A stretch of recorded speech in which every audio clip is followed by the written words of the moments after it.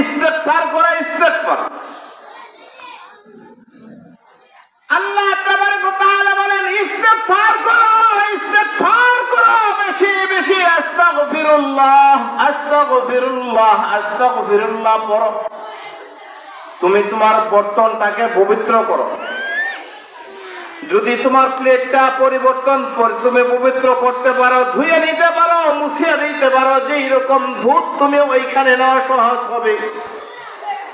নিজের আত্মাটা, নিজের কলবটা, নিজের তোমার মন মস্তিষ্কটা যদি ইস্তেগফারের মাধ্যমে ধুইয়া পবিত্র করে নিতে পারো, আল্লাহর কালাম কুরআন এবং নবীর হাদিসের বাণীগুলি তোমার অন্তরের মধ্যে সহজেই জায়গা পেয়ে যাবে।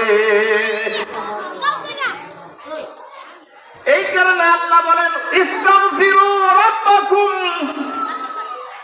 ইন্নাহু কানা গাফফারা। আল্লাহ বলেন তোমরা তোমাদের রবের কাছে ইস্তেগফার করো, ক্ষমা চাও, কারণ তোমাদের প্রভু তোমাদেরকে ক্ষমা করে দিতে বেশি ভালোবাসেন। বলেন আল্লাহু আকবার। বান্দা বান্দীদেরকে আল্লাহ বলেন ইস্তেগফার করো, আর আল্লাহ বলেন আমি ক্ষমা করাকে ভালোবাসি। তাহলে বান্দা আগে সামনে আগাইতে হবে, তারপরে আল্লাহ ক্ষমা করবে, ঠিক না বেঠিক? বান্দা বান্দী যদি আল্লাহর কাছে ক্ষমা চাইতে সামনে অগ্রসর না হয়, তাহলে আমার আল্লাহ তাবারক ওয়া তাআলা কেমন ভাবে তোমাদেরকে যাইয়া এইরকম ক্ষমা করে দিবে? আল্লাহ বলেন ওয়াবতাগু ইলাইহিমুল ওয়াসিলা, আমি তো কোনো না কোনো একটা ওসিলা তালাশ করে তোমাকে ক্ষমা করব, কারণ তুমি সামনে অগ্রসর হইতে হবে। আমি তোমারে বানাইলাম, তোমারে খানা দিলাম, তোমার রিজিক দিলাম, হায়াত দিলাম, নেক দিলাম, চক্ষু দিলাম, পা দিলাম, সব তোমার আমি আল্লাহর নিয়ামত। তারপরও দুনিয়ার জমিনে চলতে ফিরতে মানুষ যেরকম রাস্তা দিয়ে হাঁটলে কাপড়ে চোপড়ে শরীরে ধুলাবালি পড়ে, কোন মানুষ বলে জিন্দেগিতে গুনাহ করি নাই, কিন্তু তারপরও গুনার আসর মানুষের শরীরে অঙ্গে মানুষের অন্তরে লাগিয়েই যায়, ঠিক না বেটি? কোন কোন গুনাহ আছে শয়তানের ওয়াসওয়াসায় লাগে, কোন কোন গুনাহ আছে শয়তানের ওয়াসওয়াসার দরকার পড়ে না। নিজের নফসের কারণে, নিজের নফসের চাহিদার কারণে, নফসে আম্মারার কারণে মানুষ গুনার কাজ করিয়ে ফেলে।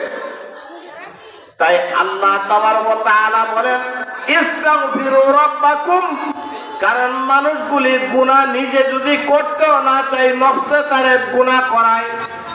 শয়তান গুনাহ করাইতে পারে না, কারণ শয়তান বড় শত্রু নয়, শয়তান বড় শত্রু নয়, শয়তানের চাইতে বড় শত্রু হলো নিজের সাথে নিজের নফস। কারণ শয়তানকে গুমরাহ করেছে শয়তানের নফসে। শয়তানের নফসে যদি শয়তানকে গুমরাহ করতে পারে, আমার নফসে তো আমাকে তার চাইতে আরো বেশি গুমরাহ করতে পারে, ঠিক না বেঠিক? আমি আল্লাহ তাবারক ওয়া তাআলার কালাম থেকে এতটুকু বলতে চাই, এই কোরআন যদি গ্রহণ করতে হয়, কোরআনের ফজিলত আমাদের শেখ আমার উস্তাদুল মুহতারামের কাছ থেকে আপনারা অনেক দিন যাবত এইরকম তাফসীর শুনতেছেন। যদি ওই তাফসীরের মাহিত্য, আসল মাহিত্য পাইতে চান, তার মজা, আসল মজা নিতে চান, তাহলে এই বছর নতুন করে এই 5 দিনের প্রথম তাফসীরেই যেখানে আছেন সেই জায়গাতেই অন্তরকে পরিষ্কার করেন, জবান খুলিয়া শুধু করতে থাকবেন আস্তাগফিরুল্লাহ, আস্তাগফিরুল্লাহ, আস্তাগফিরুল্লাহ। আমি মাত্র 10 মিনিট সময় নিয়ে বসছি, এই 10 মিনিটে 2টা কথা আপনাদের কাছে রাখিয়া যাই। যদি আমল করতে পারেন বা আমিও যদি আমল করতে পারি, ফায়দামন্দ হয়ে যাবে। আল্লাহ বলেন ইউরসিলিস সামা আলাইকুম মিদরারা, ইস্তেগফার করলে কি হবে? আমি আল্লাহ প্রথমত তোমাদেরকে ক্ষমা করা ভালোবাসি।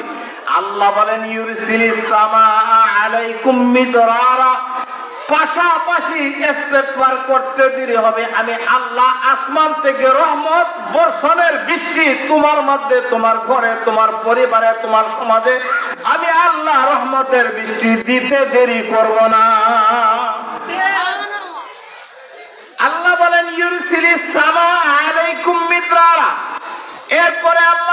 ওয়ায়ুমদিদকুম বিআমওয়ালিন ওয়া বানিন, আমি আল্লাহ তোমাদেরকে সাহায্য করব দুই দিকে। এক নম্বরে তোমাদের মাল, দুই নম্বরে তোমাদের সন্তানাদি দিয়ে। ওয়াজআল লাকুম জান্নাতি ওয়াজআল লাকুম আনহারা। তৃতীয়ত আল্লাহ বলেন দুনিয়ার পরিবেশটা, তোমার পারিবারিক পরিবেশটা, তোমাদের সামাজিক পরিবেশটা আমি আল্লাহ জান্নাত আকার ধারণ করায় দেব। বলেন আল্লাহু আকবার। আল্লাহ বলেন তোমাদের কাজ একটা, শুধু ইস্তেগফার করবা। কি করব আমরা? কি করব? ইস্তেগফার করব। আস্তাগফিরুল্লাহ, আস্তাগফিরুল্লাহ, আস্তাগফিরুল্লাহ। এই কথাটির ভিতরে আল্লাহ বলেন একটা ইস্তেগফার করবা, পাশাপাশি এর ফাঁকি দিয়ে আমি আরেকটা কথা কই। চার মাযহাবের এক মাযহাবের ইমাম ছিলেন ইমাম